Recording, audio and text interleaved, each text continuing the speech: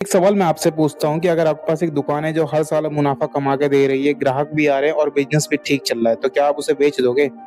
यही सवाल आज लाखों लोग सरकार से पूछ रहे हैं क्योंकि सरकार ने आईएमपीसीएल को बेचने का फैसला लिया था और अब बहुत लोग शायद पहली बार इस कंपनी का नाम सुन रहे होंगे, लेकिन आईएमपीसीएल कोई छोटी-मोटी कंपनी नहीं है। इसकी शुरुआत 1978 में हुई थी जब देश में आयुर्वेद और युनानी दवाइयों को बढ़ावा देने की बात हो रही थी।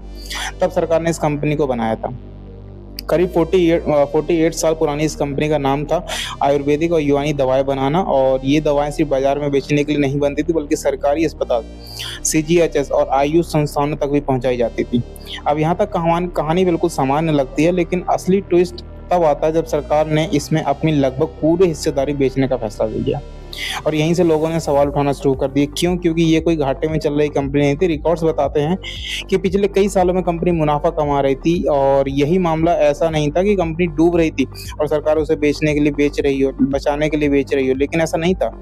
तो फिर आखिर इस कंपनी को बेचने की ज़रूरत क्या थी? देखो, सरकार का जवाब है कि वजह प्रॉफ़िट या लॉस नहीं थी। असल में 2017 में सरकार ने एक बड़ी डिसबर्समेंट पॉलिसी बनाई थी और सोच ये थी कि सेक्टरों में प्राइवेट कंपनियाँ पहले से मौजूद हैं, वहाँ सरकार धीरे-धीरे बिज़नेस चलाने से बाहर निकलेगी। सरकार का कहना है कि उसका काम कंपनी चलाना नहीं बल्कि नियम बनाना और सिस्टम को रेगुलेट करना है।